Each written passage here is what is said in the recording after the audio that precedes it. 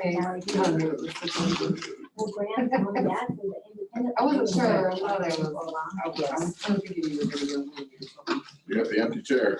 What do I? Are you? Good. How's everybody?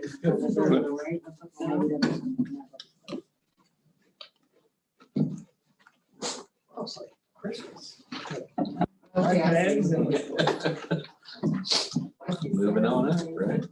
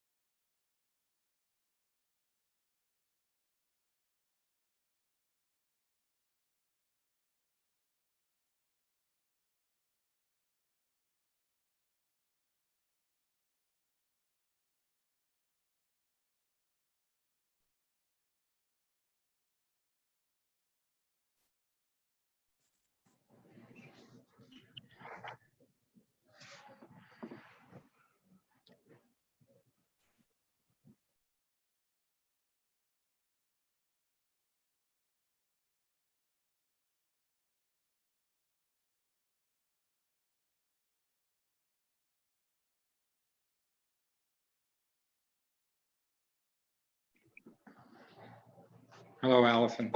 Hi, John.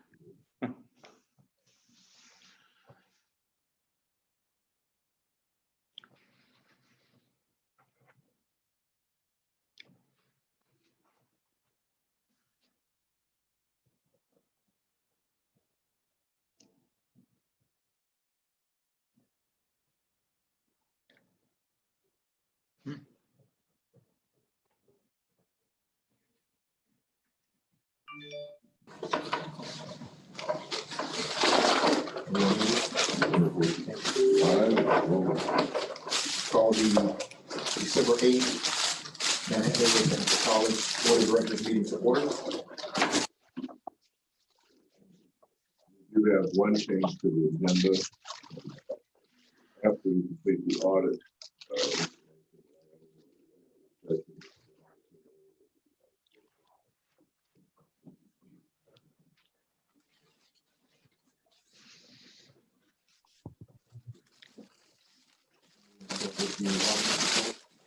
Gonna check a little audio issue real quick.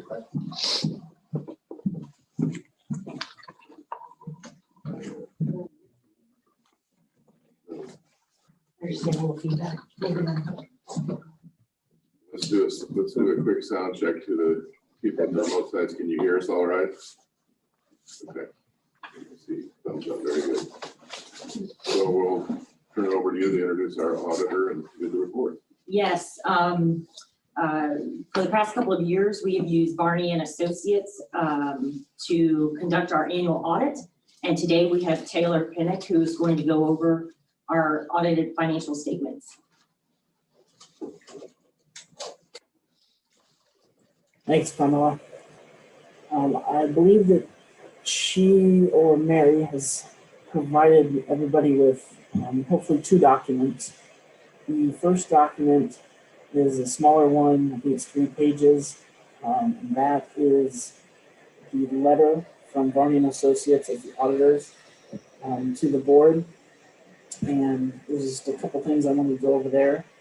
And I'm going to start on that page. Basically, the first couple paragraphs in the document talk about our responsibility in relation to the financial statement audit. And our responsibility is to express an opinion about whether the financial statements are presented fairly in all material respects. I always like to kind of point out the word material. Basically what that means is we don't come in and look at every single transaction, every single account. We form an opinion based on the financial statement as a whole. And basically, if there's anything, material misstatements, those are what we would bring to the board. The next paragraph I always like to talk about is the compliance with all ethical requirements regarding independence. And basically, our firm is independent of the college with respect to the audit process. There were no significant accounting policy changes directly affecting the college during the year. On to page 2, significant accounting estimates. An estimate would be anything that, a significant accounting estimate would be anything that's particularly sensitive because of the significance in the financial statements. And I believe the only significant accounting estimate in your financial statements are the allowance for doubtful accounts. Taylor, can I stop you for 1 second? Yeah. I just want to, the paper he is going over is under the audited statements. So the audited statements are first in your packet. And if you scroll down to attachment 1B, that's what he is currently going over after page 27 of the audit. Sorry about that. No, it's okay. We're good. I just wanted them to be on the same page you were as you were going through it. Well, the significant accounting estimate would be the allowance for doubtful accounts. Basically, management has a process on how they make that estimate, and we review that process and adjust accordingly. There are no significant financial statement disclosures There was no identified or suspected fraud. There were no significant difficulties encountered during the audit directly relating to dealing with management. Uncorrected and corrected misstatements. An uncorrected misstatement would be something that maybe we came across that doesn't rise to the level of materiality, and so we kind of leave that up to management whether they would like to make that change or not. There were none of those in the current year. All of the entries that we suggested to management were posted, and then there were a handful of material adjustments throughout during the audit process. I'll go over those here, and if anybody has any questions on those, we can go over them one by one.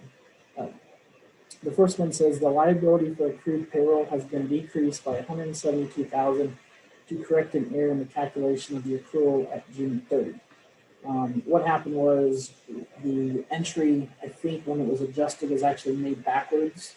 So that seems like a lot, but that's actually double. So we had to reverse the incorrect entry and then make the correct entry. So it's a lot bigger than it seems to be. The 2020 opening balance and net position has been decreased by $143,000. As you agree with the post-closing balance and net position from the 2019 audit. This was due to the timing of when journal entries were made from last year's audit to this year. So the bulk of that is readjusting some of the entries that got posted in July 1 of 2019 instead of June 30th of 2019. Cash disbursements totaling $200,000 made for the acquisition of the new facility in Wamego. They were originally charged to expense, but have since been capitalized through audit adjustments. Basically, when the checks were written, I think that $200,000 was actually the down payment that kind of went. There were several checks that were cut out. It's not a big deal because they're tracked in the capital outlay account. We just take them out of the expense, put them into fixed assets. And because that building's ongoing and it's not complete, it's actually sitting in a construction and process account currently. And then a reduction to the loan liability accounts in the amount of $178,200 has been reported to reflect the principal loan forgiveness by the city of Manhattan. So typically that number is about half that. I think in the current year they went ahead, instead of just doing the single yearly, they went ahead and forgave the rest of gave the rest of that loan, and then that shows up as income on the financial statements. And then it shows you the aggregate total of those increases in net position for 2020. Anybody have any questions on those? I just add, we made that request to the city on the economic development loans they had provided so that we could do the new roof on the main building. That's why they forgave that, the rest of that.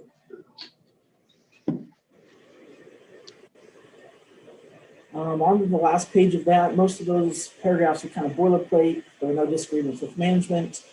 Management provided us with a representation letter accepting their responsibility for their piece of the audit. There were no consultations with any other outside accountants specifically regarding the audit process. And nothing that was discussed in this letter or during the audit process would preclude us from continuing as auditors for the college. Does anybody have any questions on anything I went over in that letter? If not, I'll jump over to the financial statements themselves. We get past the cover letter, excuse me, the table of contents. The first 2 pages are the independent auditor's report. That's kind of what this whole process is about. At the end of the day, those 2 pages are really the only thing that are truly Varney & Associates. All of the MD&A section, financial statements, and the notes, ultimately at the end of the day are the responsibility of management and those charged with governance. and we're just issuing our opinion on those financial statements, which is pretty much what the first two or three paragraphs talk about. The last paragraph is the opinion paragraph, and this is what it all boils down to. This is the whole point of an audit. In our opinion, the financial statements referred to above present fairly in all material respects the financial position of the college as of June 30th, 2020. What that means is a clean opinion. There were no issues or anything that would preclude us from issuing a clean opinion. Go on to page 2. The first paragraph that talks about other matters. The MD&A section directly following this independent auditor's report is required by the Governmental Accounting Standards Board. We put this paragraph in here because while we do assist in preparing this information and we do our due diligence on it, we don't put the same type of audit procedures into this information as we do the actual financials. So while we do obtain the knowledge required to put it in there, we do not express an opinion on any of the information in there. Sometimes that worries a little bit. Sometimes that worries people a little bit. But when it gets down to brass tacks, a lot of the information that's in that MD&A section is pulled directly from the financial statements. So it was audited there. It's just how it's presented in that required supplementary information. And then at the end, we'll issue a report on the federal awards required by uniform guidance, which is essentially a single audit for certain federal award names. So in the MD&A, like I said, a lot of the information is just pulled directly from the financial statements. Some of the narrative information about any type of projects or any of the college increases in tuition or anything like that is all provided directly by Carmela. I don't typically go into huge detail in a lot of the financials for a couple reasons. One, as of today, we're 6 months after year end, so how pertinent is some of the information. But two, the biggest thing is, the board reviews financial statements on a monthly basis. And we've already went over the changes to what you would be seeing. So other than those, there's not a lot of change in information. I always like to open it up for the board if they've reviewed anything, if they have questions about individual accounts or anything like that. But I certainly don't ever go line by line on any of the financial information, unless there's something that I feel is necessary to point out. So I'll give you a couple seconds to browse through that MD&A section. MD&A for us is the management discussion and analysis, just for those who may not know what that is. Yeah.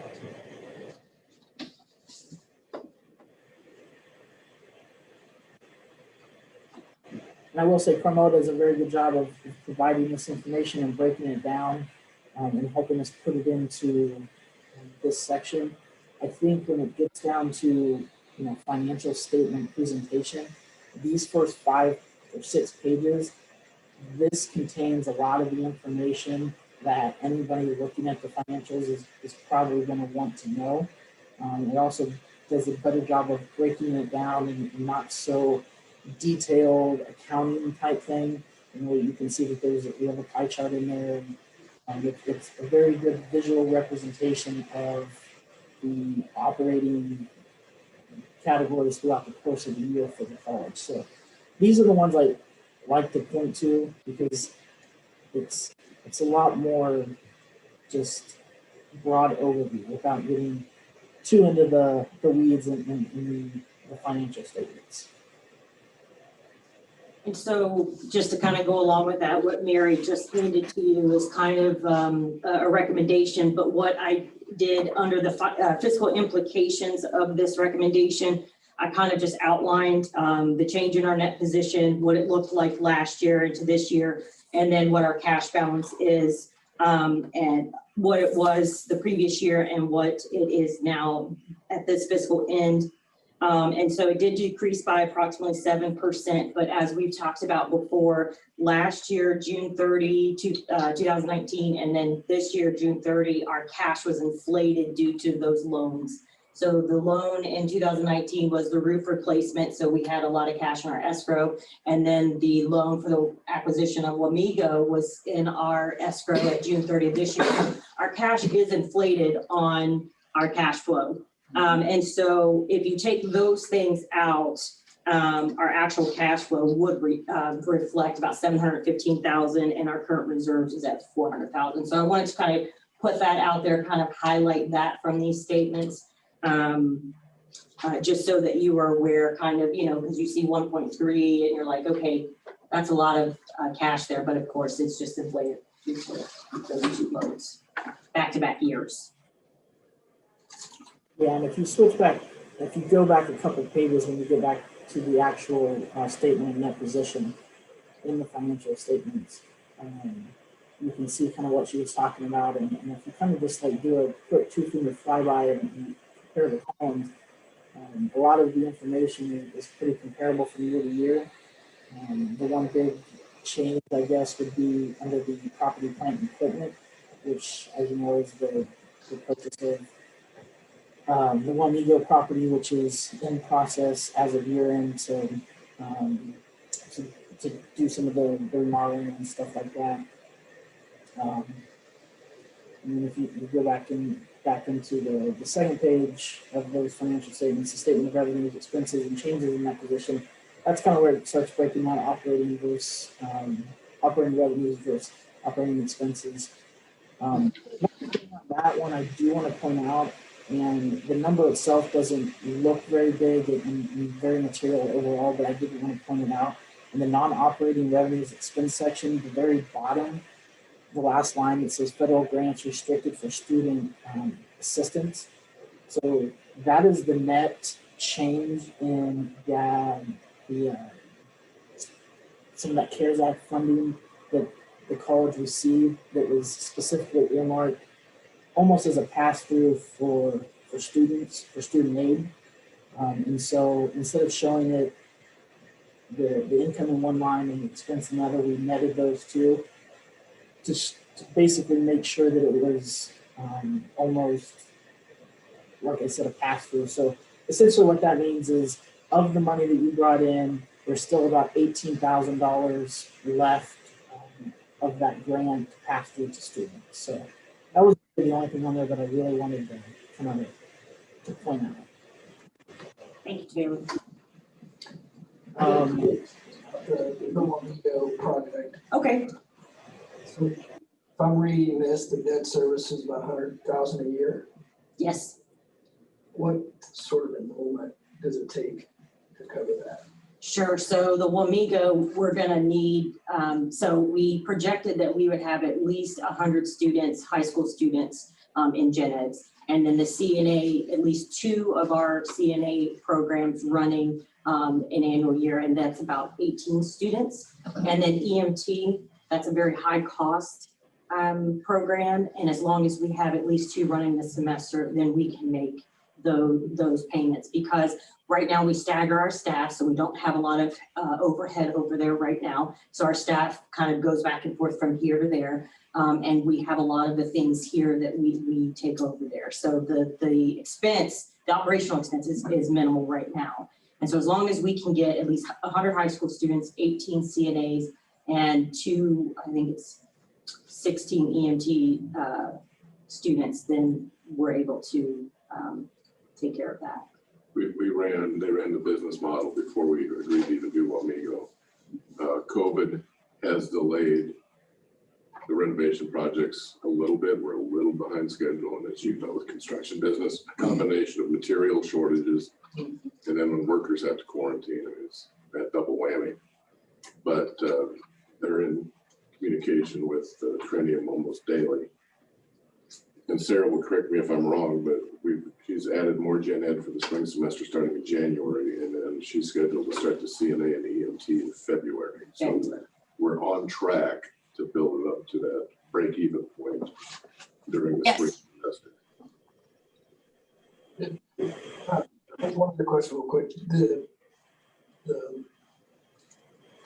Government Capital Corporation, Yes, I was reading at the beginning of that, it says it's on a municipality lease. Yes. Does that mean at the end of the 20 years, it's NATC's or it's theirs? it's MATC's. They're a company referred to us when we worked on the roofing project. Actually, it was from KBS. Yes. Some of the work they've done with us. And they've been great to work with. We checked them out. They've been fantastic to work with, and they help a lot of municipalities cover things like new roofs, renovations that aren't in anybody's budget. There's no taxing ability or whatever. So they have been fantastic to work with. They're kind of the connection between a bank and the municipalities, because while it's not directly from them, they go out and find banks, you know, that are willing to loan to municipalities because of the budgetary. So, And especially for you new board members, you look at this financial information, you see how on the margin we are. I'm not gonna lie about it. And you don't have taxing authority like the school district or a community college, but we've been living on that margin a long time. Our goal is to steadily increase the reserves. We hit COVID, boom. We are pushing, to expand our capacity with Wamego. We needed to do the new road. We're working on the Career Academy with Manhattan School District, and we'll go more in depth on that after the first of the year. But right now, that project, if we'd use the 9th grade center, is looking like it's actually not very capital intensive. And then we have folks in Junction City that we're visiting with on a constant basis about being over there as well. Why do we push all that? When our margin is so low, well, a couple things. It's our mission. The fact that workforce and tech ed is the hot ticket, and the more successful we can be, the better it is for the regional economy. The key with everything we're doing in that regard are the school districts. It's having Manhattan working with us. It's having those Potawatomi districts wanting us in Wamego. What we're trying to work with Junction City, to get Junction City School District on board, Garrett County School District with what we do, because that's that baseline enrollment that bakes the cake, and then anything above that is the frosting. and as you can see from page 5, our student and tuition and fees are about 61% of our revenue, so enrollment drives us. Yeah, and that's not K-Board. No, that steadily decreases, so.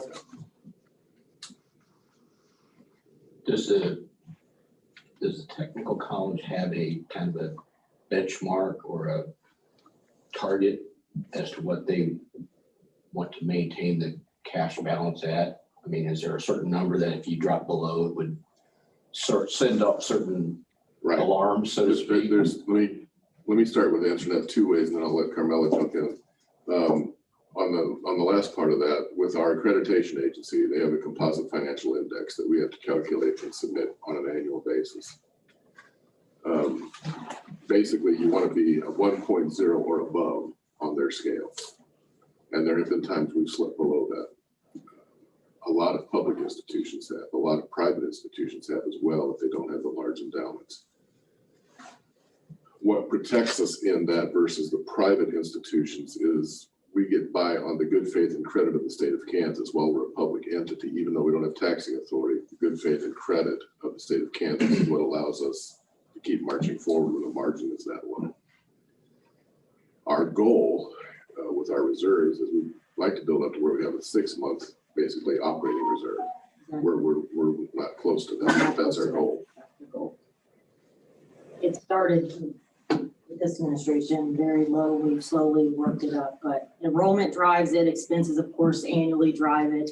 But we do our best to take, as Jim always says, $1 and split into 3. But the goal is to have at least $1 million in reserves. That's a goal that I have. And so we're working our way there. We're not quite there yet, as you can see, but we're working. Carmela will calculate the CFI. Yes. shortly after the first of the year because we have to turn an annual institution update into our accreditation agency in March or April. So when she calculates that, we'll be visiting with you on that. That will be definitely a spot when HLC visits with us in May that they will want to talk to you about your awareness of that. There's also a non-financial index that they look at as well. Has the foundation been audited such that we can include that in? Not yet. Not yet, but I will say that the CFI this year is going to be similar to what it was last year because of the inflated numbers, unfortunately. I mean, fortunately, unfortunately, however you want to look at it, because what they look at is your assets, your cash flow, and all of those things together. And right now, with our cash flow being inflated, we were at a 3 point something last year, and we only have to be above a 1.1. So this year it'll be okay, but next year we're hoping that the foundation will be audited. So in years to come, it will be able to be. I just saw the 200,000 that was taken out of the foundation or contributed to With the challenge college. grants. Yeah. I didn't know how much that reduced there.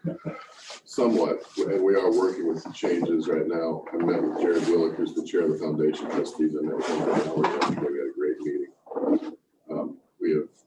This is kind of spilling past the audit, but it's good for Taylor to know too.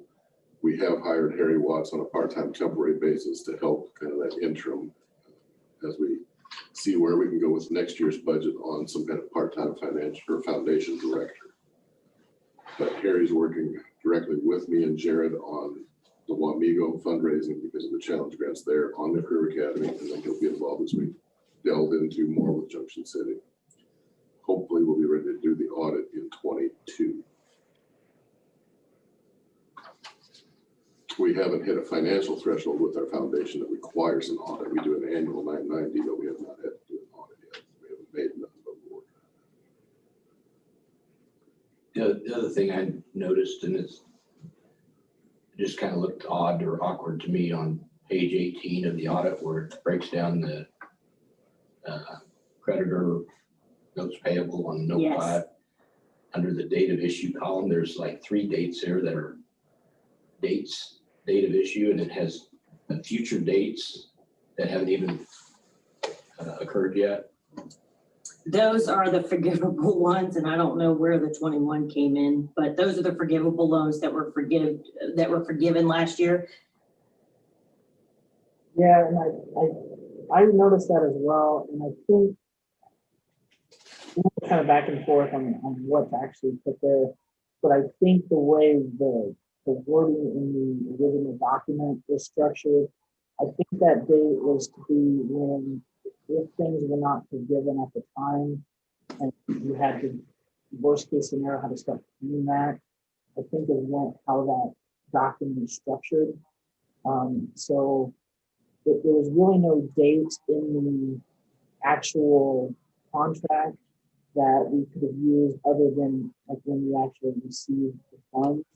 And because it wasn't listed in that contract, that's why we decided to go through and do that. And I completely agree. It does look, because the date of issue is the same as the date of final maturity. So it is a little funny. Those are the two forgivable ones of the past year. So they forgave those. So we do not owe those as of 6/30 of last year, or of this year, 6/30/20. Last fiscal. Other questions, comments?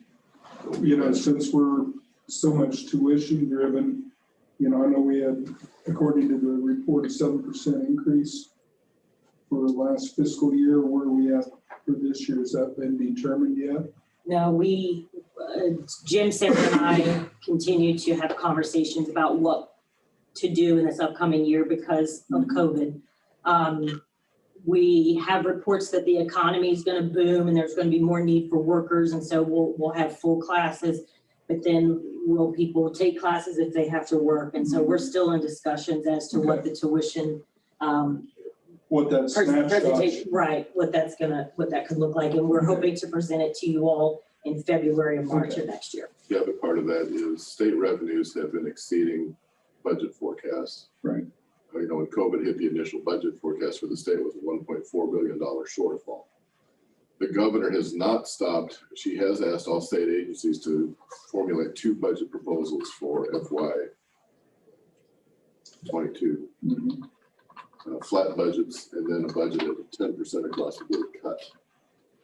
A 10% cut in our KBOR allocation would be about 260,000, 270,000. Yes.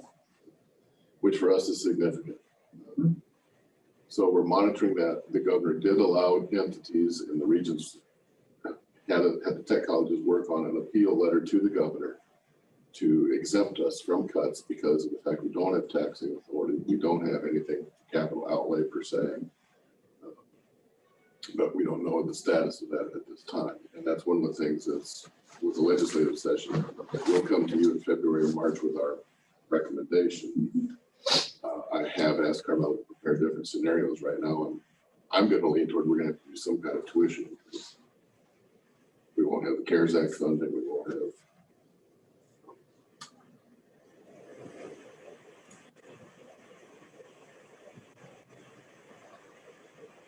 Other questions for Taylor or Carmela?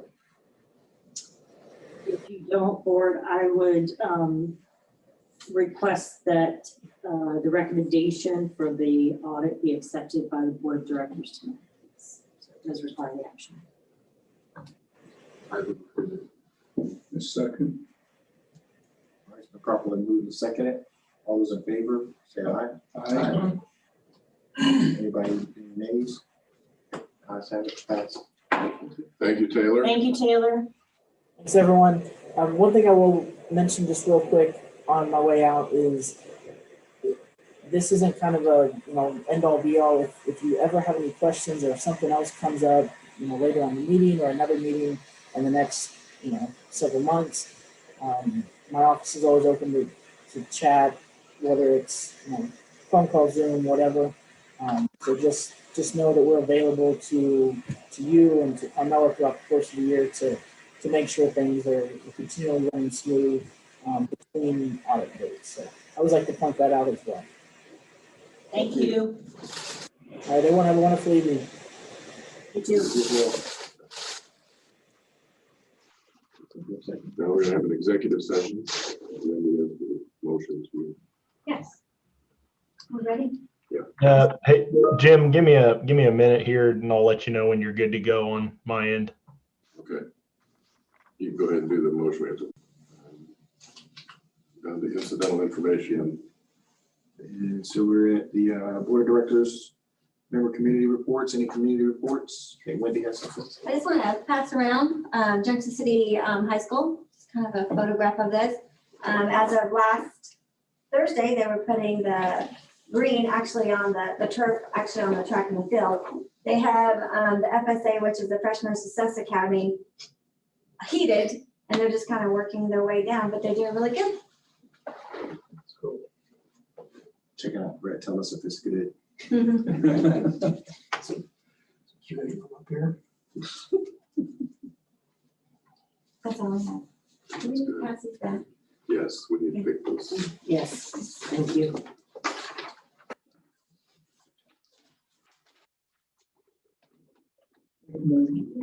Wendy or LG, has there been any more discussion about the current high school and what they're going to do? Like, the Quality for Play wants to have, wants to have a portion of the high school, so they can have, the concert field and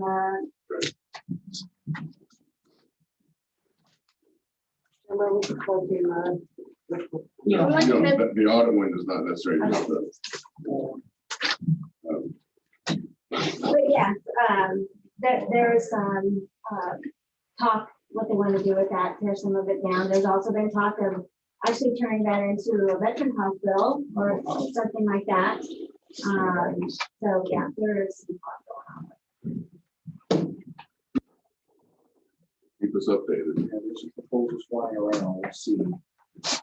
Traction. A lot of talk about it. Is the district pretty much pleased with Button's work?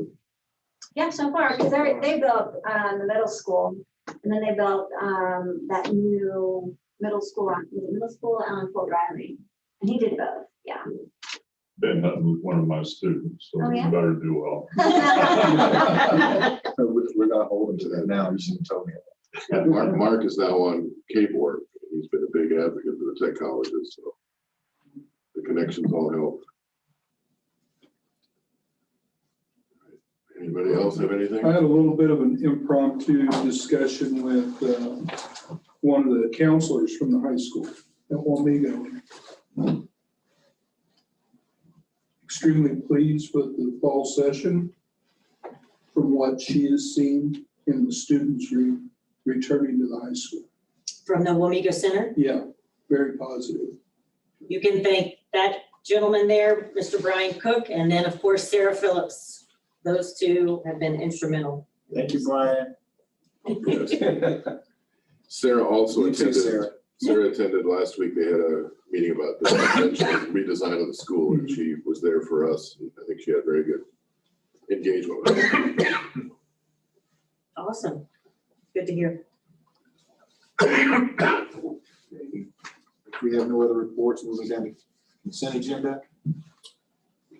Everybody had a chance to take a look at the consent agenda. Need approval on the minutes. They're on. I move that we approve the consent agenda. Second. They're properly moved second. All those in favor say aye. Aye. Motion passes.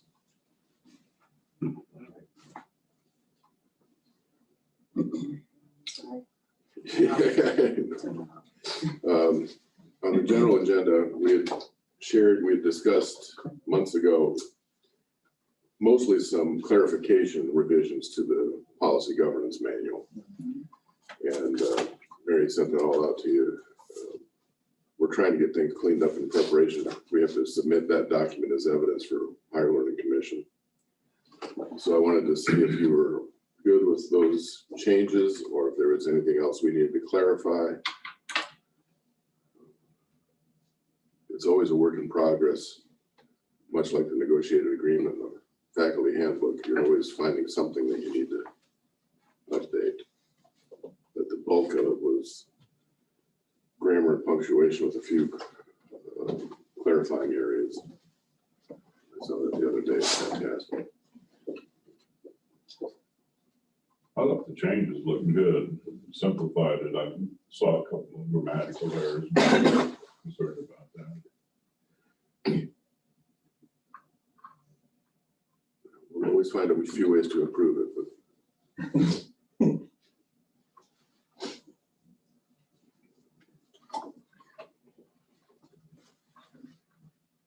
I just have a question on the and what brings up this question is, where do we get the data for the regional workforce okay. stuff? You know, Right. That's a good question. I'll start and then I'll let Sarah jump in.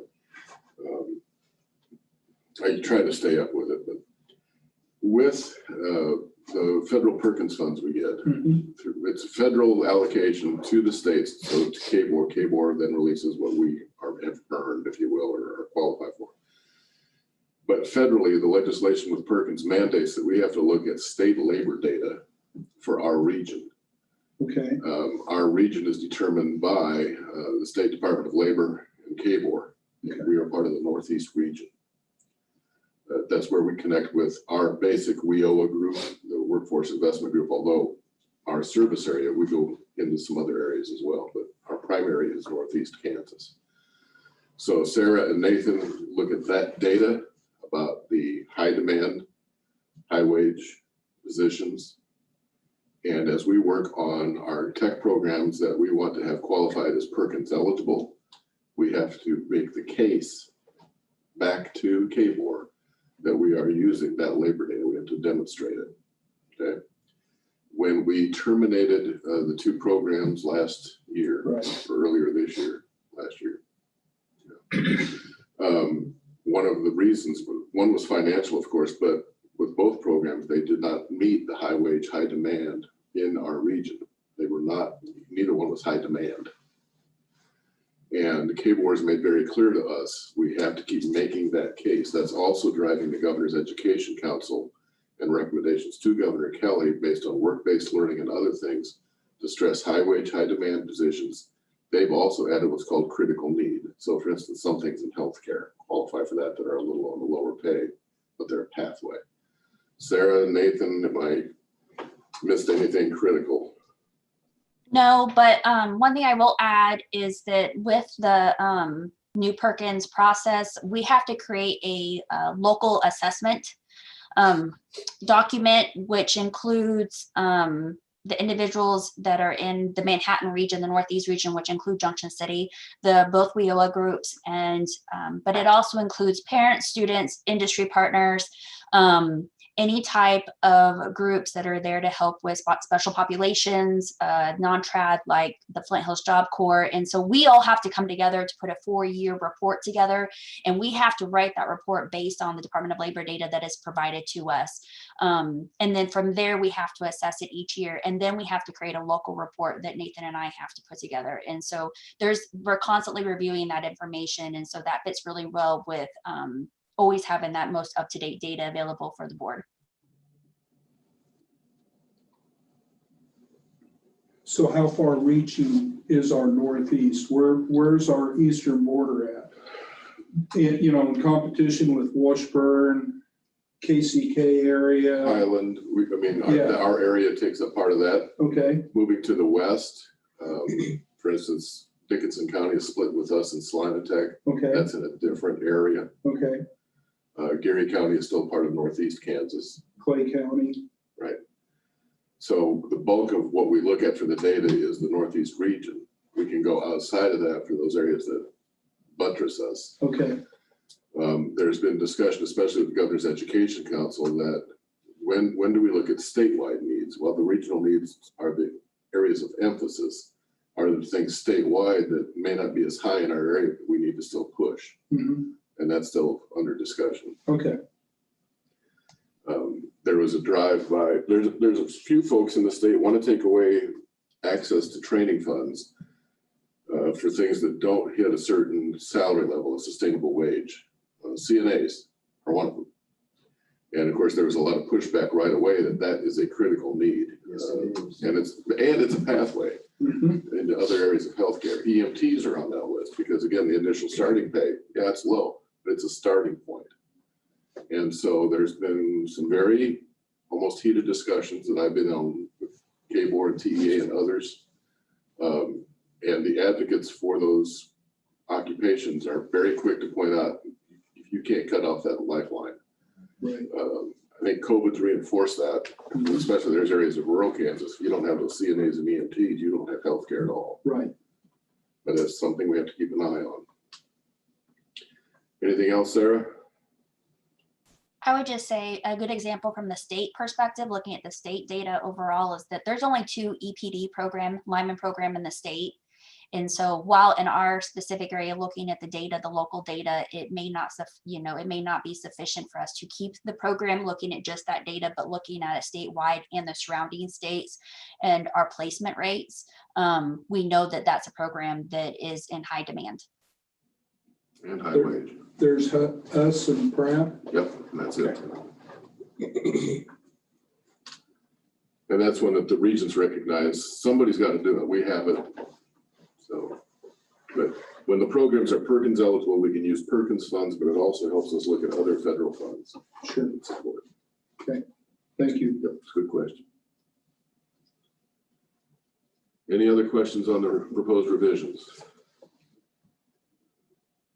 If not, we need to try to get a motion to approve and act on, please. Have a motion? I move to approve the corrections and additions. Second. Have properly moved second, and all those in favor say aye. Aye. Okay, ayes have it, motion passes. Thank you. Let's do a budget. So earlier this year, we presented an interim budget because negotiations were still underway. And so since negotiations have concluded, we are presenting the actual operational budget. What's different between this one and the one that was interim is this now includes the grants that we were recently awarded through the CARES Act and the SPARK funding. And so those asterisks that you see, wanted to just point out that those are, of course, inflated because of those funds. So that's not something that we anticipate having every year. So in the next year's budget, you'll see a decrease likely in those areas. But this is an operational budget, albeit 5 months, a little past our fiscal year, but we wanted to present this to you for an approval. The second document, which is 7B, is the actual recommendation, and I kind of just outlined what the current and future considerations are. We always project our budget on low credit hours, and then with COVID, the COVID pandemic is an absolute example on why we are very conservative with our credit hours, and because our enrollment is down in this fall, and we anticipate it to be down a little bit in the spring.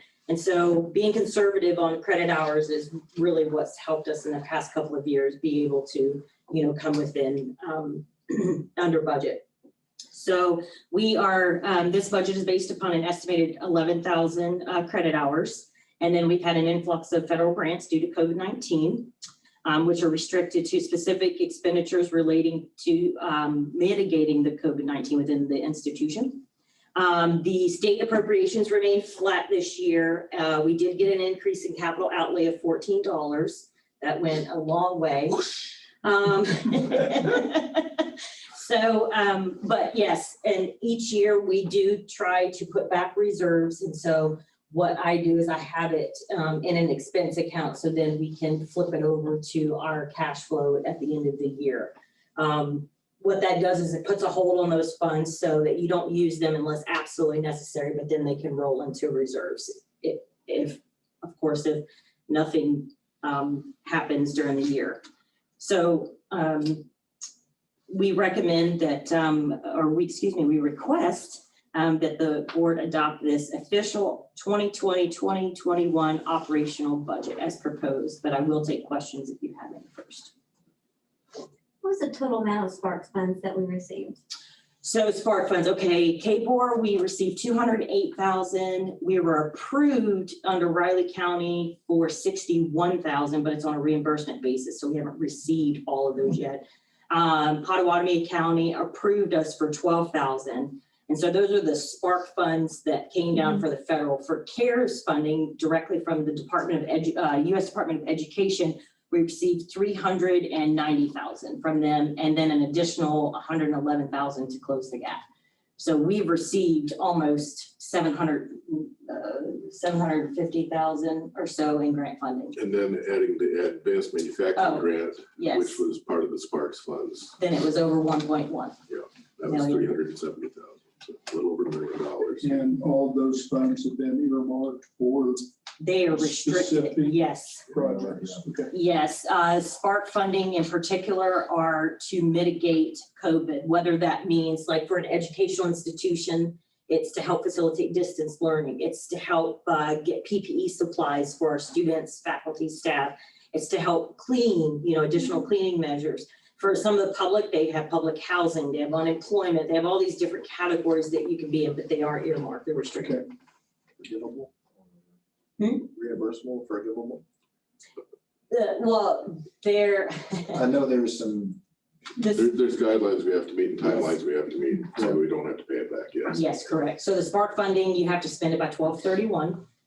So that's a lot of funds to spend. And then CARES, it's 1 year after you were awarded. So the Spark funding was really about 7 months. Yeah, I know we're dealing with the same issues where money was allocated, but all the rules weren't in place. They just gave you the money and said it was restricted. And then you don't know if you have to pay it back or The not. CARES funds earlier in the year from the Department of Education, they kept changing the rules every other day. It was whack as it can be. We didn't draw ours down for a long time because I wasn't comfortable drawing it down until I had a little bit of guidance. So. But I also want to point out, and I've mentioned this to the Tech Ed Authority on KBOR, you look for the silver lining in this storm thing called COVID. Well, the silver lining for us was clearly having a Title III grant for the last 3.5 years that prepared us unknowingly for this event. And I've said this to Brian and Jeff and the faculty, and I'm glad Brian's still on. the ability of so many of our faculty, Brian being one of the main ones, to adapt to the technology and make it work for the students. And what I've been so pleased is so many of our faculty are saying, it doesn't matter whether we have COVID or not, I'm going to keep using this. They've learned to use Canvas for online instruction, but now you add in this Zoom technology and the way to save those lectures, those demonstrations that the students can go back time after time and look at. It has definitely improved and enhanced instruction. It's improved and enhanced our services to our students, whether it's business office or student services. So it's, you look for that blessing in disguise, we got it. So did Wateree County come through on their stuff regarding? They did. No, they did. We were awarded. Yes. We were able to get some things for the center. Recap your neighbor. Dee McGee reached out to us right away. They've been very nice to work with. Yeah, and Pat lives about a half a mile from me. All right, so we're need a motion? Yes. I have one question. Yes. Yes, sir. On the revenue budget, I mean, I'm hearing you say that enrollment is down and likely going to be down in the spring. So how do you justify or make the argument that the student tuition and fees stays relatively the same? Because we are anticipating Wamego to be added to that. So while this may drop here, we're hoping that with CNA, with the gen eds and everything, will kind of help fill that gap that we're losing here. The traditional model of higher ed that we're in, we'll come to you in the spring with a recommendation on tuition and fees, whether we raise it, leave it the same, whatever. And we do it then because then we start the new budget year, the new academic year, and for most of our programs, the entry point is the fall semester. Now, you can take gen ed classes fall or spring, but you can't get into certain programs starting in the spring. That's one of the challenges that Sarah and Nathan, the faculty, we discuss, because there is this big shift in why can't people learn whenever they want to. The dilemma with that right now is federal financial aid and accreditation agencies and K-Board, just because it's that bureaucracy. Here's the rules. Don't step outside this. And yet the demand is for being innovative and accessible and flexible. So Carmel and I've talked, one of our dreams, as she automates so much stuff, and we've made leaps and bounds with that. Our goal is, if you sign up as a student, you're coming into the auto tech program next year. You start next year, here's your tuition and fees. We want to lock that in for as long as you're in that program. Right now, we don't have that ability, but that's our goal, to help encourage retention, persistence, completion. Even if you have to step out for a while because of the family thing, we want to lock you in on that. We're constantly looking at what are some things we can do. It's not a gimmick. It's to be an actual way to entice students to get this done. But again, the traditional rules of the feds, the state, the accreditation agencies frown on being innovative. But yeah, they want you to be. But they want us to be innovative. Any other questions? Okay, we have a motion to approve budget. I'll make that motion. Okay, properly moved. Second. Also, Properly moved to second. All those in favor say aye. Aye. Okay, motion passes. Thank you very much. Mr. Boxberger. Hi, everybody. You all can take a break from approving or not approving things because I don't need any approval from you guys. We appreciate seeing the MATC mascot behind you. Yeah, yeah. Sorry, my screen's mirrored, so. Awesome. Well, this is just a pure information report. Every month I come to you all and I give you a verbal report, and then this month it's a little different. We've had our external evaluation. It happens every year for Title III, and we have a copy of the report, so feel free to look that over. I will go over a few things and touch on some really important, exciting things that are happening in that, and then I'll move on to adult ed, and of course I will answer any and all questions, or at least try to.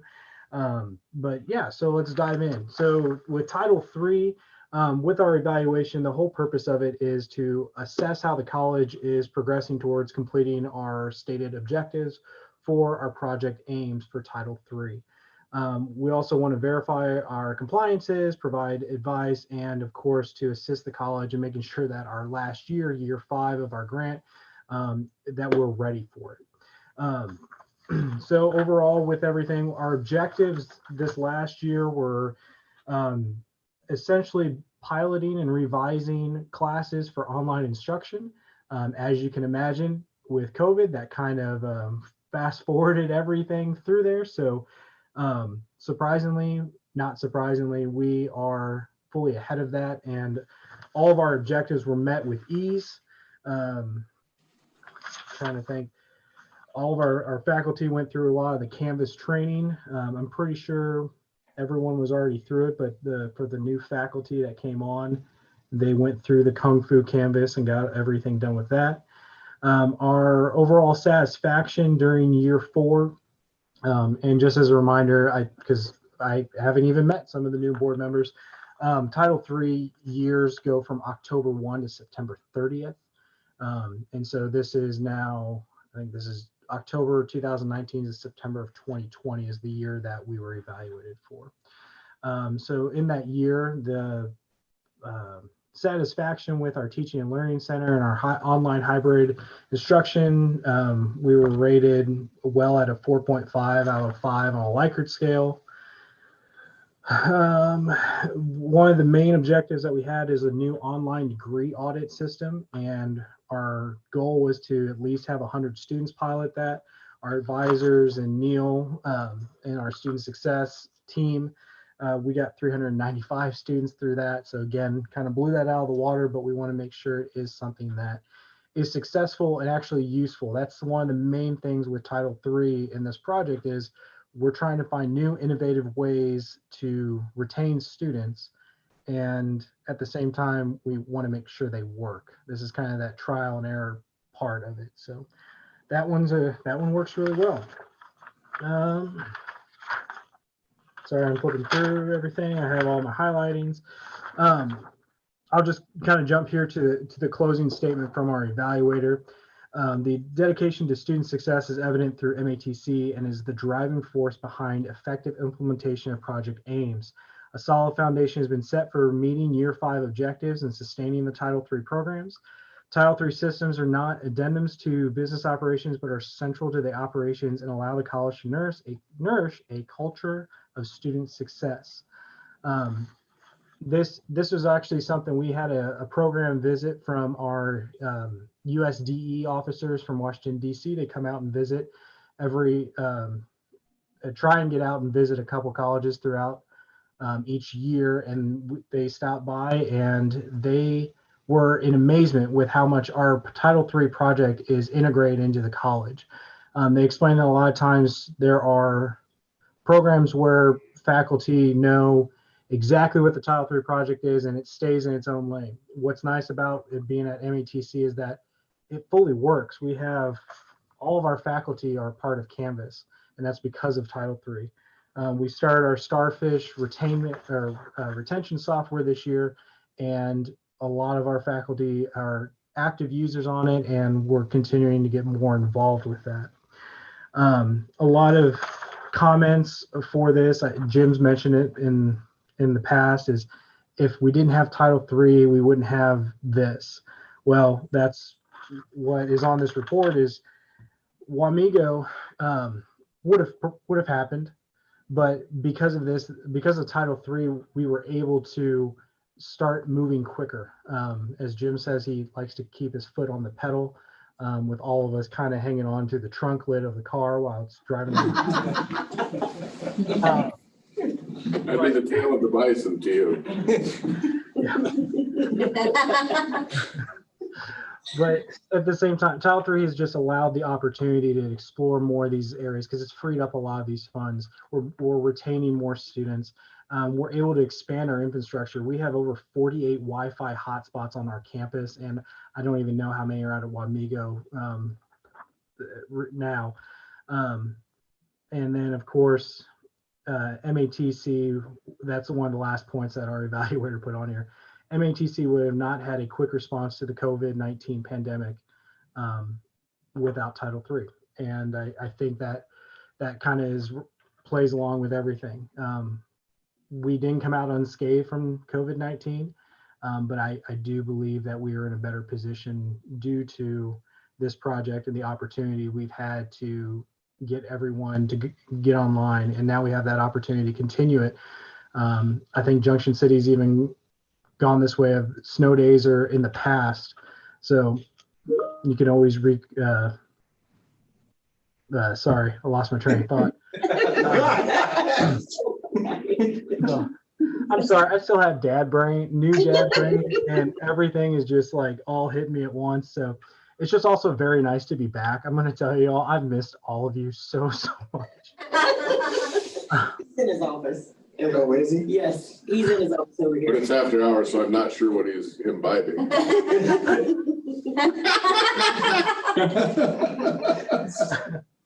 So I'm going to call it good on Title III. Are there any questions that I can answer? I know I kind of ran through that report and everything.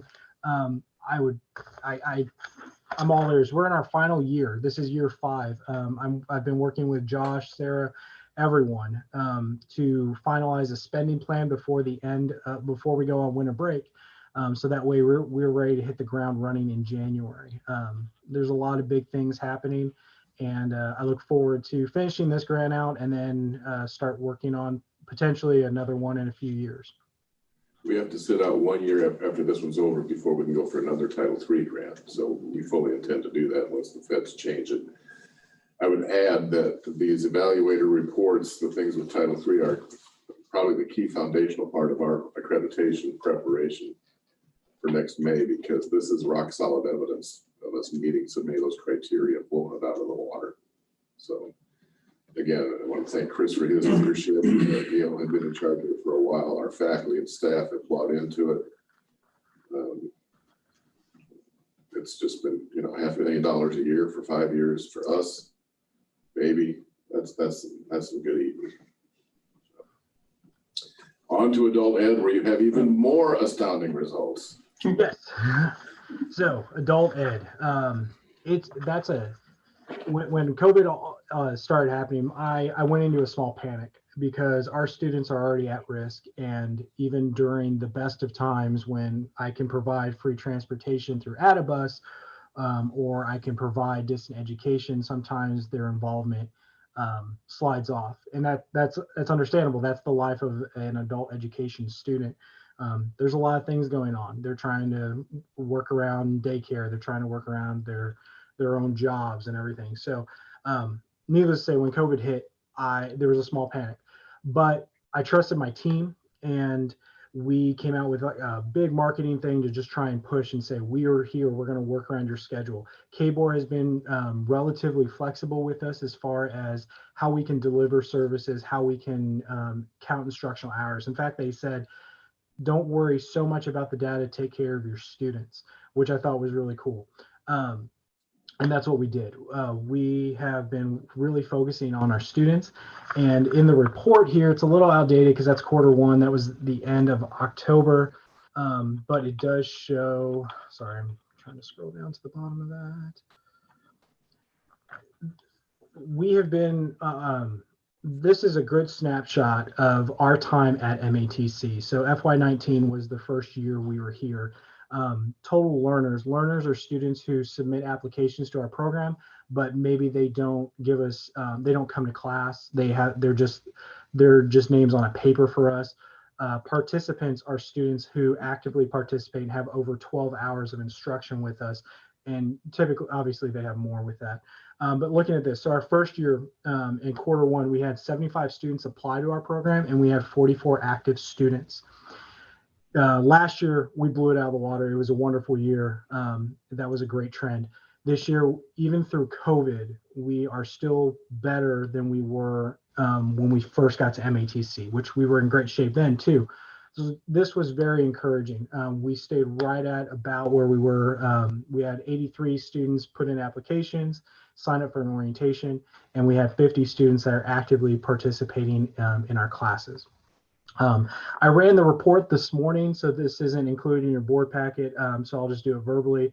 The numbers have gone up slightly. We currently have 91 students who have put in applications and either plan to attend an orientation or may have disappeared, but we will be reaching out to them. And we have 68 students who are active right now. One of the things I do want to point out on this report, and sorry I didn't explain this report, it looks kind of goofy, but this is part of a report that I send to KBOR each quarter. It's just a data validation check just to make sure that our reports are, that we're keeping track of data and just an overall benchmark for us. I want to point out the second line from the bottom, mean participant hours. First year was 46 hours, second year was 45 hours. FY21, we're at 118, and checking this right now, we're at 119 average hours that a student is putting into our program. So while we may not have as many students, our students are more engaged than they ever have been. And this is backed up with our, we use Aztec software for GED, we use Burlington English for ESL, and that's how we're pulling our numbers. As students are actively in the software. If they just log in and don't do anything, it doesn't count time. But if they're actively participating, or if they're attending our Canvas classes with the instructor, that time also counts. So again, this is very encouraging. The last part of this, from fall semester, we've had 11 students graduate with their high school diploma. Absolutely fantastic to be that resilient and fight through all this stuff that's going on and either come to class and take all 4 tests and pass. Even more exciting, last week we had Brianna Porter. I'm just going to say her name because I'm so proud of her. She graduated, got all of her tests. I'm saying a lot. I'm really sorry. She took the time. She lives over in Junction City and would drive to Manhattan Tech every day. Great attendance, participated, started in August, finished last week, and became our 65th graduate at MATC in just like 2.5 years.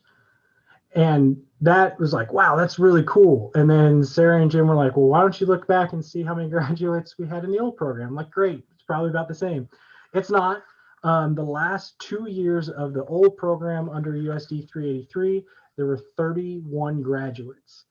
And then just out of curiosity, I went back 2 more years, so a total of 4 years at the old program. There were 32 at that point, so a total of 63 graduates. In just over 2 years, we have more graduates than the old program had in 4 years. So that's really, really exciting. Great job. It's all you. Great job. No, it's purely my team. I appreciate that, and everyone keeps telling me great job, but this would not be possible without all of your support, obviously, and administration support. But my team, for lack of better words, just kicks butt all the time. They're so engaging, and they make some of the driest material fun. Yeah. And much like Title III, I think we've been very successful integrating adult ed into the college. Yes, I think we have, Neil, maybe you know, I don't know. I believe we have 3 or 4 students that are planning on starting in the spring. I know there's one student that enrolled in the fall now, and I think there's like 3 more coming, and that's from both GED and ESL. We have an ESL student that is interested in starting business. It's working. This program works, and I know once the Career Center's up with 383, it's gonna start moving even more. I'm really excited about potentially with Wamego, and of course with Junction City, I'm on board for whatever we need because I want to be in those areas. You're making a difference in a lot of lives there, Chris. Keep it up. Thank you. Any other questions or anything for Chris? So now the tough question, of those 65 graduates that we've had, how many of them turned around and come into business, nursing, any of the other programs that we offer here? Sure. So off the top of my head, I'd have to confirm it. I believe 8 students have made that full transition over and continued. I know there've been a couple that started and then moved. I just got asked today for a student to enroll. He wants to enroll in Fort Hays State University, so he was asking for a letter of recommendation there. Let me get back to you with the next one. I can check through Cable or Syncs the data matches. Obviously we want students to come to MATC, but I try to encourage students to go wherever they want to go. Can you speak real quick to your connection with Flint Hills Job Corps? Sure. So I work with Johnny a lot, and they have a great little GED program there. Oh, was it me or you, Sarah? I'm so sorry. Oh, okay. So they have a GED program out there, and they have sent a couple students our way that just need some extra help. But we have a partnership with them with ESL. So anytime they get any students in with that just need English skills, they come over. We made a specific class just for them right before COVID. With COVID, everything's been kind of thrown up in the air just a little bit because they haven't brought anybody onto their campus recently. But we have been in talks with them to make sure that those students continue to learn with us, and yeah. Awesome. Good work, sir, and all of your staff and crew. Excellent. Thank you. Thank you. Now we get into the boring stuff, policy reviews. Oh, I'm sorry, Sarah. No, it's boring. The fun part. Yeah, I got 3 policies coming to you, to the board. We went through these 3 policies are part of our governance structure under HLC, which means these are the committees that, and including faculty senate, that all faculty have to participate on. And so it's their way of having a voice within the institution, whether it be through curriculum, professional development, or assessment. And then they also serve on faculty senate, which is the overall voice of the college. So these 3 policies, I had each of the committees go through and update because they are constantly referenced back to with our HLC assessment report. So the committees did that, then they go to faculty senate for kind of a final look at, and now these are final. So I'm just bringing them to you as an FYI.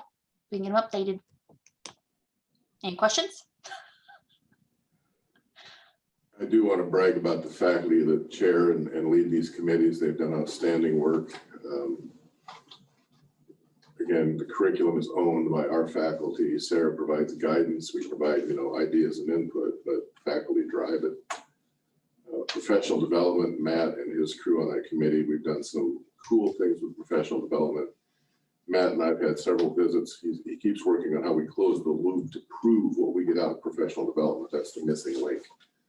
Assessment, again, several of you that have been on the board for a little bit, we've been through the assessment improvements with Higher Learning Commission. We've made leaps and bounds over where that has been in the past. So it's good stuff. Policy revisions are good. See, boring. Yeah. But this governance stuff is important for you to know. Again, after the first of the year, we'll start giving you monthly updates for HLC to help get you up to speed on that and kind of give you a cheat sheet. But governance is a critical issue that they will ask about. So we don't need action on these. These are just FYI. Yep.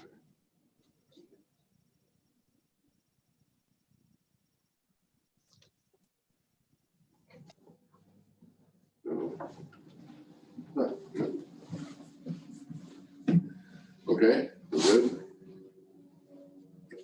The industry recognized credentials that falls under the certificates. And some of the degrees as well, yeah. Okay.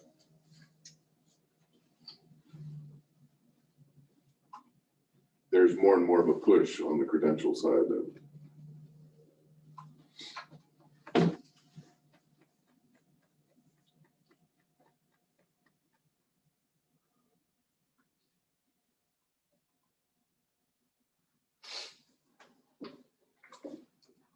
These are just FYI. We don't need yeah, to- right. It's just Okay. So next we go to discussion events. Yeah, a couple quick updates. President's report covered most of it. A few of us are going to meet with Teresa Bramlage and some folks in Junction City Friday. Bramlages are working on trying to help revitalize downtown Junction City. We've had several, I've been talking with folks over there for 5 years. Teresa's had me look with her at a building they intend to renovate. Could we use part of it and rent it from them, not own it? I don't want to own any more facilities. But she also knows our concern about we've got to get the school district on board before we march anywhere into Junction City. But we are going to meet with her to review the site again. It's the old Woolworth building, downtown Junction, the main floor, probably 7,000 or 8,000 square feet of space there.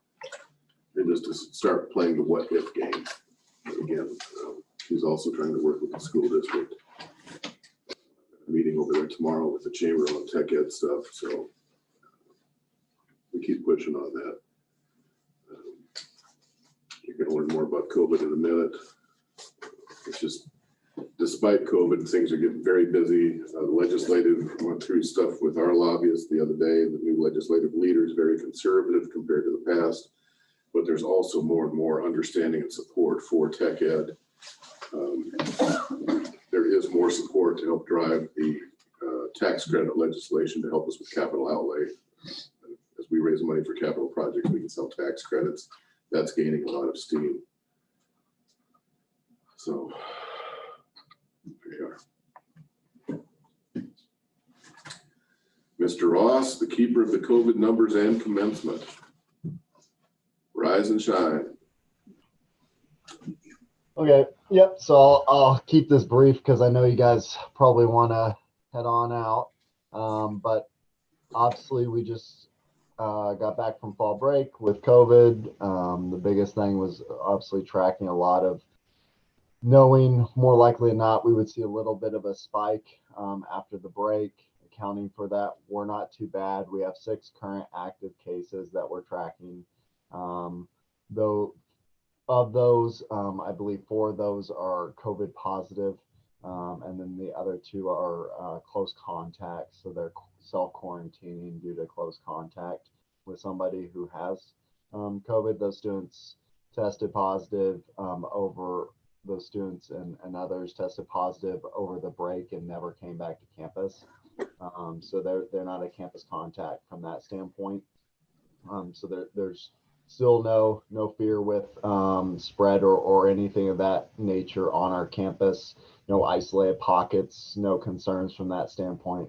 We have 3 days before our finals are over. So of the students that are having to isolate or quarantine, most instructors are working with those students and have their finals already in a remote type setting available, knowing that this could be potentially something that could occur this semester.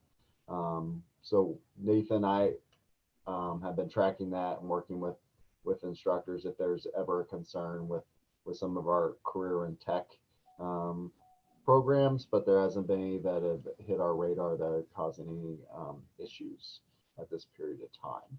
So that's kind of where we're at with COVID.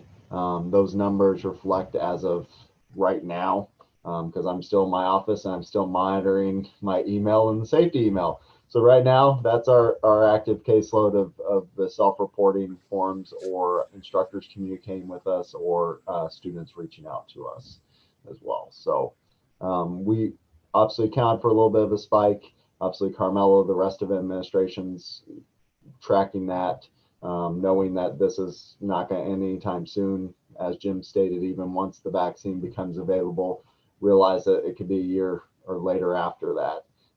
That still might be, this is part of the protocol and the way of life at this period of time. So is there any questions in regards to, I guess, COVID stuff on campus or? Do the students know where to get tested if they want to be tested? Yeah, so on our website, we have active links up to Riley County Health Department that provide some of that. Could it be clearer? I could probably say yes. I've pretty much built a whole website around COVID, but things continue to change that I probably need to update some of those testing sites and locations and actually add some. Because I believe Hy-Vee now has become a drive-up testing location as well, and that one is not provided. However, prior to break, as well as every month, we kind of send out an email to our students informing them of the free testing services that are offered through the Riley County Health Department. And then obviously that local line,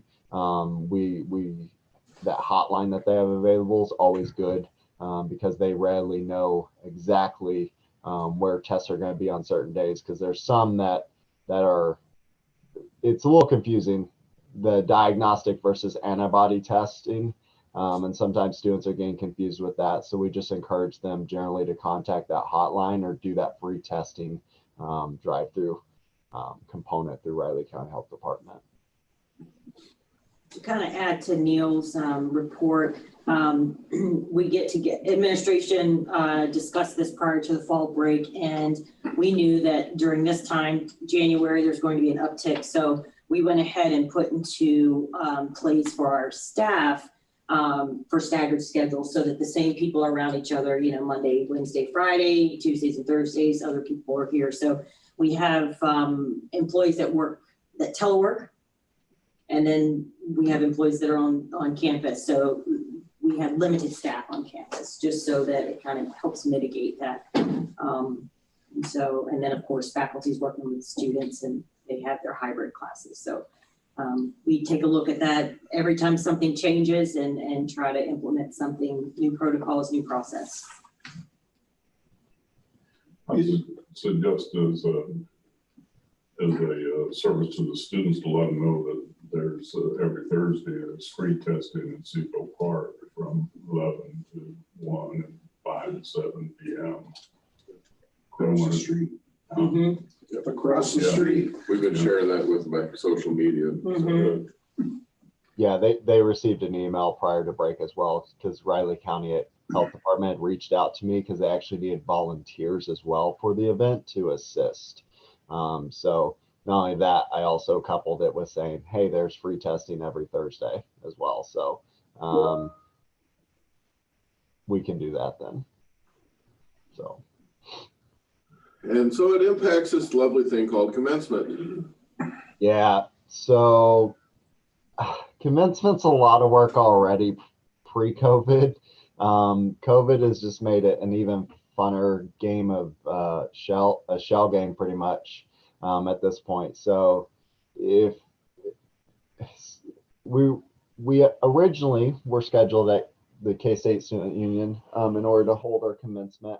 Unfortunately, due to some changes at their site level, we were restricted and no longer able to hold our event at their specific student union due to our event size. So unfortunately, we tried to find an alternative location that had me reapplying for a permit to be able to host our commencement in person, just with our graduates, not any family members or anything of that nature in place. Obviously, Riley County, about the time that I asked to change my venue over to, what was the church called? UCC. Thank you. University Christian Church was about the point that we were seeing kind of the peak rise again in COVID cases. So in conversations between myself and Riley County Health Department, it was pretty obvious that their recommendation was that we look to cancel our commencement and follow suit with K-State's. Obviously, we made that cancellation. I sent that second email that I do not enjoy sending to students, informing them that we regrettably had to cancel the commencement. And then a couple days later, I was sitting around and I didn't feel good about it. 2020 has already thrown so many curveballs to our students, their accomplishments. It made me want to figure out a way of how we can publicly celebrate our students in some fashion. Even if it's not being able to get together, let's do something as a college in order to award their achievements that they've done. So the goal was we got together as a senior administration, kind of rewrote a script for our graduates. And come this Friday, December 11th, we had different individuals. LJ just tonight recorded a little bit of a congratulatory message on behalf of the board of directors as the chair. And we're going to splice together kind of a virtual recognition commencement video for all of our 2020 graduates. Like I said, it's supposed to go live probably around this Friday, December 11th, around noon or 1:30. I'm trying to give Bryant enough time to put it all together because I'm asking a lot of him in a week and a half. So we're putting some stuff together, and then once that's available, I'll provide Mary the link so she can send it out to the board, so you guys can view that as you would like to. We're going to keep it up there as long as we seems fit for our students, and then obviously we'll have each of the graduation pamphlets posted there, and kind of make a landing page on our actual website commemorating the 2020 graduates. So hopefully we can do, it's just a way to hopefully recognize them somehow in their accomplishments, since we can't do it yet in person with them. So that was the goal behind that. So that's kind of where we're at with commencement, how it reached peak of cancellation, and what we're looking to still do to honor our graduates from the overall spring and fall 2020 year, as well as our Adult Learning Center graduates are coupled in that as well. Any questions? I do have a COVID go back question. Has there been any pushback from facilities for our student nurses, et cetera, for clinical rotations? I haven't been tracking that. I know that there's been a little bit. I will let Sarah jump in on that since she knows that a little bit better. Yeah, so the week prior to Thanksgiving is when they got kicked out of the clinical sites. But at that point, most of the clinical hours had been completed. Our program actually has more hours than what is required from the state and accreditation level. So they, the clinical sites actually had their own screening process that the faculty had to complete every time that they took students onto the clinical sites, into the hospitals. And so they got kicked out, like I said, the week before Thanksgiving, but, and then they just went to using the simulation labs. Okay. I didn't know if there was going to be anything that we need to be ready for proactive for vaccinations for future coming up for those students. If those clinical sites were going to require it in order for them to attend. We haven't heard anything yet. What we do know is that they're having to do double testing. They have to do double negatives. So if they become positive, they're not allowed back on the clinical site and until they test double negative, and they're doing that with those students. The hospitals and the clinical sites are controlling that whole process. It has nothing to do with MATC. They literally make the decision whether each individual student can come on site or not. And so we're just following it at that point. But I haven't heard anything about that they have to have the vaccine prior to first term yet. Okay, thank you.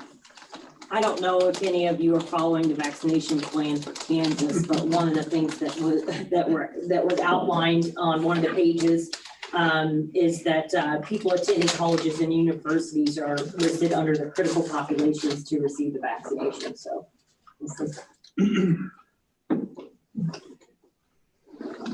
Brian, you still with us? I'm here. All right. I love being the glue that just holds everything together, right? That's what math does, right? I first of all have to say I was so happy to hear Neil say funner, because I use that all the time in my classroom just to get other people's. So thank you, Neil. That just warmed my heart right there. So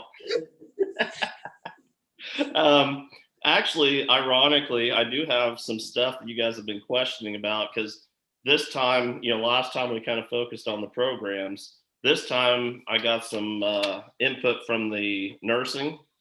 And one of the things that they brought up was they wanted to thank Neil and the student services because the ADN program is actually going to do a private pinning that they're going to do via Zoom. And they were really happy because it'll meet all the guidelines, there'll be social distancing, but they really want to say thank you, I think, to the student services for that. Another thing, the nursing department was able to complete 95 to 100% of the clinical hours. So that was actually some data that you were asking about that I had sitting right here. And depending on the program or course, obviously, but about 95 to 100%. Last semester when COVID hit in March, they actually were not able to go to the clinical sites. So, I think that's one of those things that as faculty members, we've had to adjust. We've adjusted our plans or our teaching or anything like that. The other thing that was brought up, the first semester ADN students were at the Surgical Hospital Manhattan clinical site. They provided 55 influenza vaccines to their staff during the flu vaccine clinic. So according to the Surgical Hospital Infection Prevention nurse, okay, so that's a tongue twister, this was the largest single day vaccine clinic that they were able to host. And that was all due to the nursing students to assist. So I thought maybe that was definitely something I want to bring forward. And I thank the nursing staff for sending me that. Kind of going back to another thing you guys talked about as far as, the enrollments, I think one of the hardest things for us, because Jim brought this up with KBOR, is like for college algebra and statistics, financial aid doesn't pay for it because of not being in the program that they're in. So I've gotten a lot of feedback from students that usually will come back maybe a year or two later. They'll go to K-State, but then they'll use K-State as a parenting college to then take my college algebra or statistics. So they may leave, but a lot of times there's some that are coming back to fulfill some of their gen ed requirements that then will be paid with for financial aid. Another thing I want to bring up with Title III is the peer tutors. That's been huge, and I thank Chris for that. We actually had a Walmego High School student who came in and utilized the peer tutors today in the library, and that's actually the second time that the student's been here. So not only are we helping our students, but we're helping some of those that are in the Walmego Center. And kind of going back to the comment you made about the counselor, if you don't know Walmego's schedule, they're hybrid. So the students go 2 days a week for their 8 classes, and then the other half of the alphabet goes the other 2. So really, they're only getting 1 day of lectures. And their Fridays if they want to come in and ask questions. Well, this morning when we were in lecture, they said, well, we're still hybrid. I said, well, you're lucky because now you get my class on Friday again. So I utilize, if there's extra classes, I utilize it. And actually I was there last Sunday and I've got students coming in this Sunday to go over tests. So it's been definitely used. Today we got to go old school because my son's actually in the class and he goes, so Dad, is this how you taught back in 1902 or when you were in school? Because I got there was no electricity. And I said, well, good thing they left the whiteboard. We took the whiteboard in the most lit room by the sunlight. And with no heat, no electricity, we had over an hour of lecture. So one of the students said, well, we're surprised you didn't take us out in the parking lot. So, I think that's kind of just ideally what us as faculty have been doing is we've been adjusting according to the situation. It doesn't matter the situation. We're going to have the best interest of our students along with, Chris and the adult ed. And I know we've been talking maybe of adjusting their schedule to hopefully meet our peer tutors so that maybe we can fulfill their requirements a little bit too with help with them. So And then kind of my final, this is going to Chris. I was going to tell him and I keep forgetting. So I walk into 307 one day and there's this lady sitting on the couch, never seen her before. And she goes, I just passed. I passed the test. She was so excited. She was crying. And I said, congratulations. I had no idea what she was talking about, but I knew it was. And so I went into the classroom and she was still out in the hallway talking to somebody on the phone. And after she got off, I go, well, you need to go out and celebrate. She's like, oh, I'm celebrating for sure. And she was probably, I'm guessing, in her 30s. And I said, are you going to go for a 4-year degree now? She's like, I think I will. I have confidence. So, kudos to you guys. And, as teachers, that right there is the reason why we teach. So it's nice to have money too, but that is kind of the reason why we do the teaching though. So any questions from you guys? I just hope you cheer up someday. Sounds like you're ready to conquer the world too. That's right. You need to be more funner. My students say the same thing too. They're like, Funner. but yeah, we always make it funner in class and we go with that.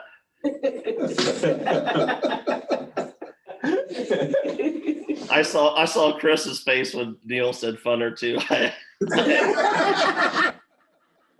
Poor Neil. Neil, it's okay. I think it's sad I don't remember saying the word. That's what I think is sad right now. I'm trying to remember in what sentence. It's okay. This is recorded. We can play it back for you.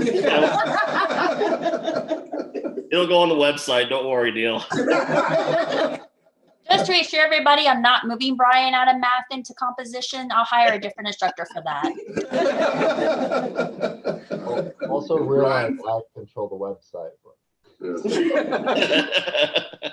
Brian, thank you and your colleagues for your dedication and hard work. Our faculty and staff, they have risen above COVID and we've done excellent things. So thank you.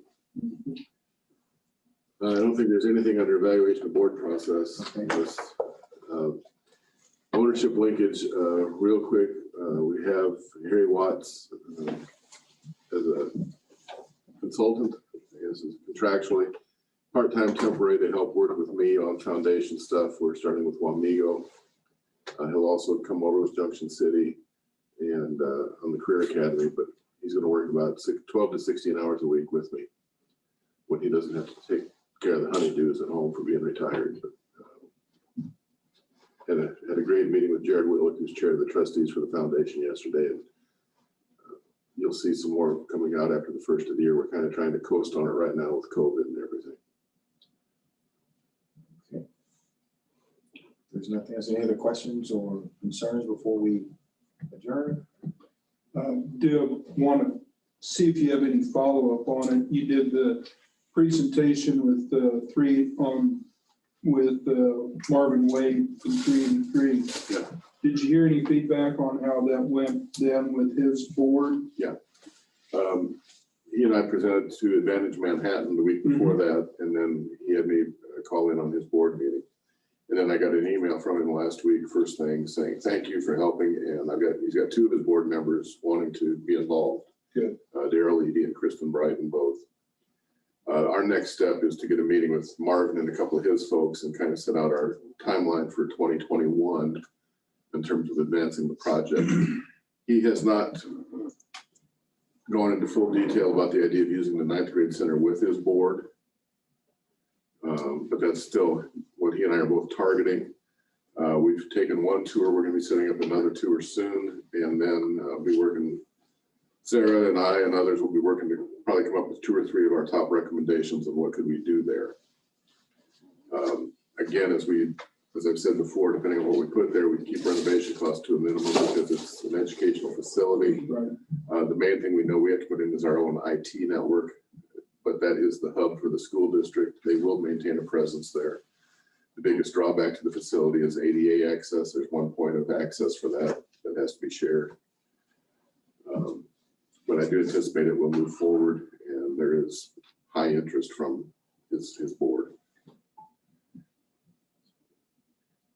Any update on the continuing renovations at Wamego? I see new metal up on the side of the building. Yeah, it's been delayed somewhat, materials and COVID interruptions on workforce, but we're close to being on schedule. Let me turn it over to Carmela because she takes care of it on a daily basis. The estimated completion date now is January 15th.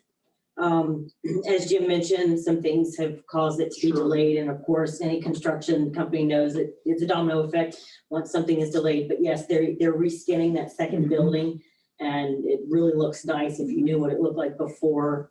We will have Bryant present a before and kind of after of everything. But so currently reskinning, then they'll do the drywall, the roof. We'll get in there, we'll be able to paint once that's done, which is going to be in a couple of weeks. And then they'll come back and finish up within the 2 weeks in January. So the estimated start date for Sarah for her CNA class, or the classes she wants to start, is February 2nd. Okay. So we have those 2 weeks after that's completed as our lead time to set everything up, furniture, things of that nature. So. Okay. We are equipped in the main building to host some small meetings with Wamego Lights. And Harry and I are working on that, so we'll start hosting some mini town halls over there to start raising friends and raising money. And then once COVID abates, we'll look at a full bore open house sometime, hopefully in 21. But if you have any interest in touring the site, get hold of Carmel or Sarah. But, we're trying not to do any big groups of people at this time. Understood. So you got a little token from us as far as an ornament for your holiday decorations or coaster for your beer mug later. I think it's cool. I want to thank Mary and others. I think Mary did a great job.